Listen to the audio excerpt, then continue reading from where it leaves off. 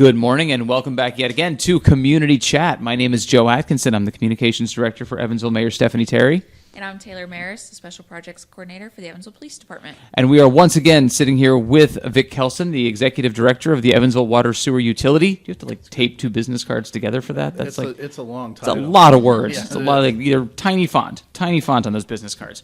Vic is here talking about the city's plan to start blending groundwater in with surface water or Ohio River water, which is going to be a multi-year process that is kind of starting to get rolling right now. And as promised, like I said, when I've been out at different organization meetings and that sort of thing, I have heard several questions about some of the logistics of this. One of them was about the city property, which we talked about in the last segment. But the other questions, one that I was asked is, given that there is some concentration of lead in the soil here in this area, is that something that is going to come in with the water, and essentially is it going to create a problem in the drinking water? Well, that's a great question. People ask how the water gets in the groundwater. How does the water get down there in the first place? And what happens when you pump it all out? Right. Well, the thing is that we're near a floodplain. If you imagine when it rains, the water flows across the surface and goes in the river.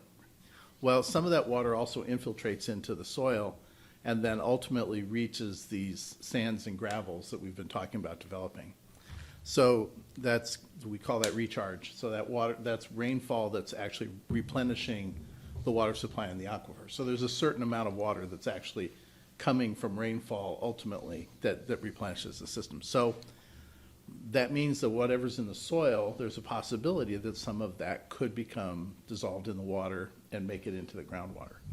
So you do have to be concerned about contaminated sites. And one thing that we do in the groundwater world is something called wellhead protection, where we'll actually use computer models to figure out what parts of the landscape are contributing water to a well, and then we can look at what's been developed in that portion of the landscape. So this lead question, if you have lead in the soil in part of the recharge area, you want to make sure that you know about it. You need to know the amount. Now, a bunch of sites downtown have been identified with lead in the soils, and right now, as we speak, EPA is doing remediation work and actually scraping off soil that has lead in it and digging down, I think, to 18 inches, and then they're going to restore with clean soil. So that helps some. But like anything else in water treatment, we monitor what we're finding in the water. And when we did the testing at Riverside Drive, the lead concentrations in the water were really low, far below any action limit. Moreover, the process that you use to treat for iron and manganese and other metals will also get rid of lead and arsenic and things like that. So this is all something we can treat for as we build the groundwater plant. We'll be monitoring and treating for those chemicals. Okay. Another question that we got was, as the water is sort of pulled out of the ground, eventually as you start to pull it out, you've got rock, you've got soil, or sand, you have all of these other materials down there. Do they start to shift? Are we going to see the ground shifting as water is taken out of the ground? That's also an excellent question, because there are places where that's a big problem, the Central Valley of California and so forth. And you can see, by the way, why I wasn't able to answer any of these questions, right? Well, okay, so let's talk about the land subsidence issues in California. It's a huge problem. And what happens there, they have the aquifers there are thousands of feet, hundreds and hundreds of feet below ground, not 80 or 100. Wow. And they have these so-called confining units that sit on top of them. So there might be some clay on top of some sand. And what happens is those aquifers can be pressurized because of when they were recharged thousands of years ago. And what's happening is when they pump those, that pressure is being reduced, and that clay and everything is settling down because the pressure is not there to hold it up anymore. Here we're really talking about gravel and sand that are lying on the land surface. So this is not a system that's pressurized other than that sitting here at the land surface, and we're pumping the water out of it. So if there is any subsidence, it will be very small and localized right near the wells. Though we don't anticipate, that's not an issue we see in Indiana around well fields. Okay. where we have these shallow, superficial kind of things that are happening right next to the river. That's really not an issue for us. Well, then I suppose the other piece of that that's worth noting that I take away from that is that if you're going to have all of these wells sort of concentrated on city property in that area, somebody on the east side's land isn't going to be shifting because of, No, they're not because of gonna something see that's that. happening there, right? Right. Okay. Actually, can I make one point about Please dive in. And the other reason we won't see the kind of subsidence is that when we pump these wells, we're going to pump the water level down maybe 20 feet right at the well, whereas the ones in California, it's hundreds of feet of drawdown. So that's just a lot of pressure that's being relieved.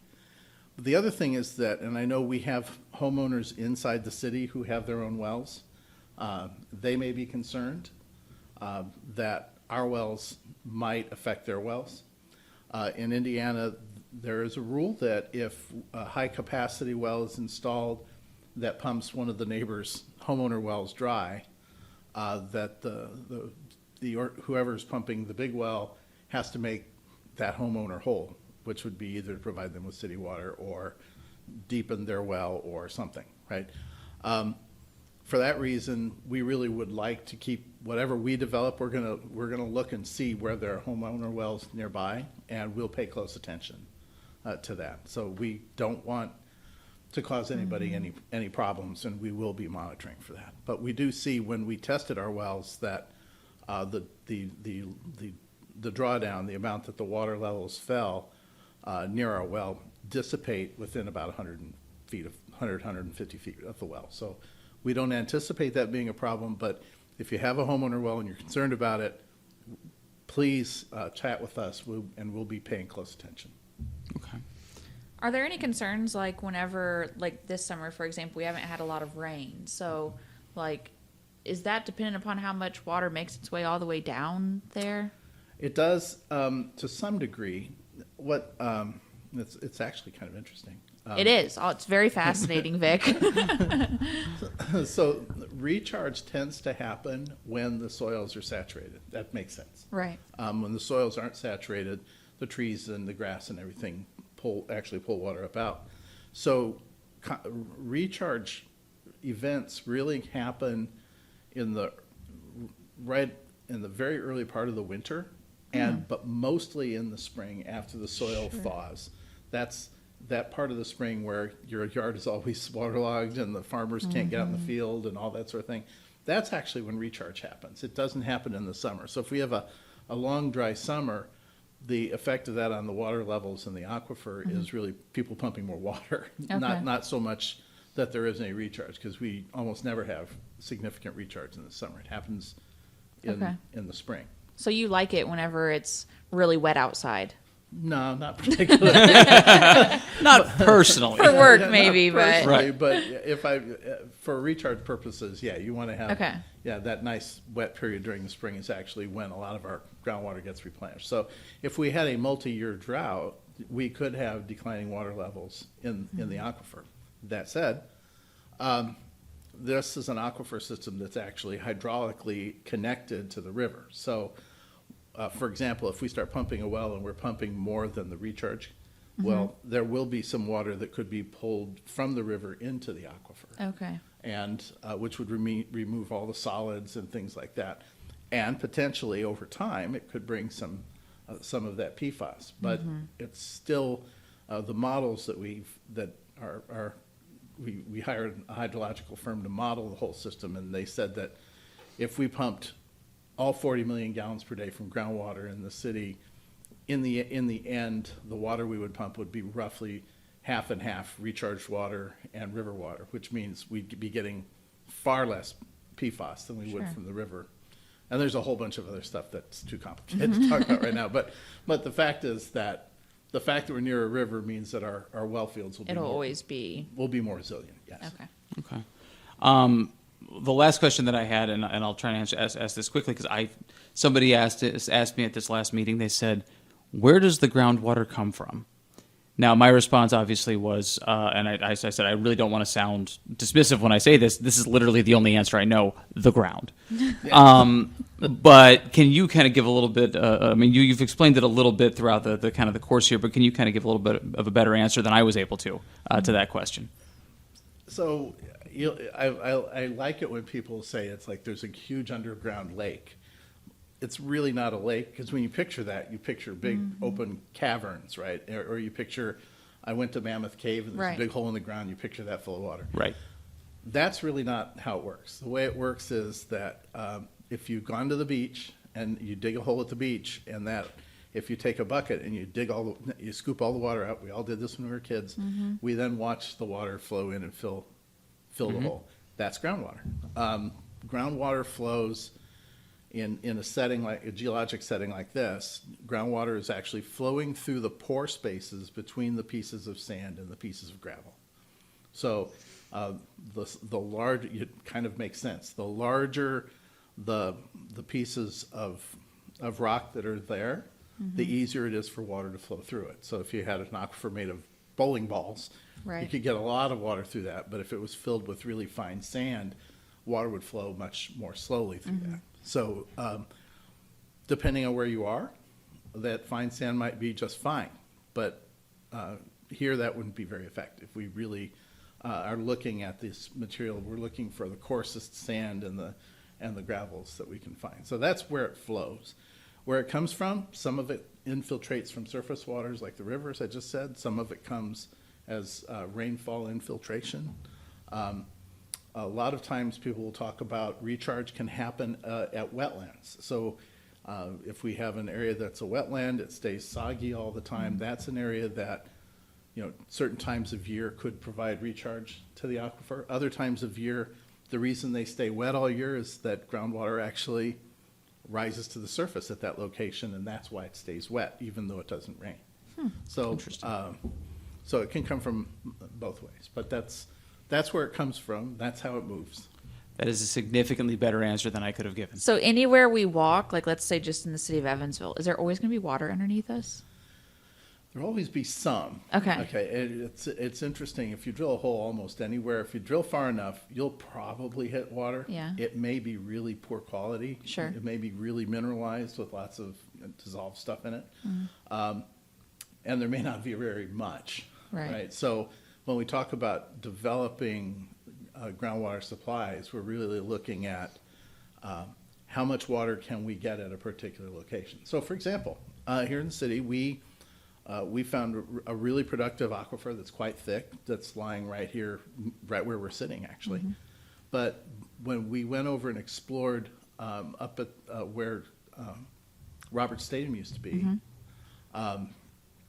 if you get to the north edge of that parcel, up near where the old golf course was, there's almost no aquifer there. So Interesting. it That's varies. not that far away. No, Either from no. here. Right. Yeah. So when you get up on the hills, there's not much. Oh, that makes sense. Yeah. So we have run out of time for this segment, but I would be remiss if I let you walk out of here without asking you the thing that we probably get asked the most, that I'm sure you get asked the most. When can we expect to see Riverside Drive open to traffic? As we've been saying, our focus has been getting it open to traffic. Right. And we still anticipate being open to traffic around the end of the month, the end of October. And it's October. It is October. Yeah. Yeah, the first time you told me that it was still September, and I was like, Vic, the end of the month is tomorrow. So But we do expect to have traffic lanes opening up. It will probably open the northbound lanes first. probably one lane each way, most likely. It may be one lane each way, Yeah. but we may get both lanes going one direction and one lane going the other direction. Okay. There's a diversion structure that used to be located in the southbound lanes.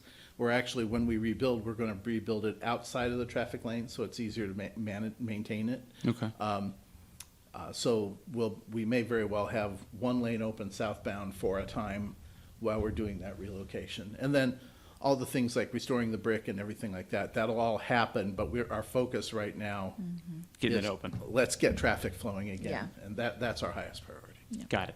Well, thank you, Vic, for being here. Thank you for taking that little curveball at the end, and for the great explanation of groundwater. Really appreciate your time. Thank you for having me. And that is the end of Community Chat. Taylor, thank you as always for being here. I felt like both of us were just kind of like guiding a monologue during this one. I'm Vic. always just in awe when I listen to Vic. He's very knowledgeable, and it teaches me something every time I hear from him. He doesn't really need us here for the most part. I he feel doesn't. like he just he can tell the story without us. So Taylor and I will be back next month with another edition of Community Chat. Until then, my name is Joe Atkinson. I'm the communications director for Evansville Mayor Stephanie Terry. And I'm Taylor Maris, the special projects coordinator for the Evansville Police Department. And have a good weekend. Yes, thank you, and have a great weekend. Have a great month.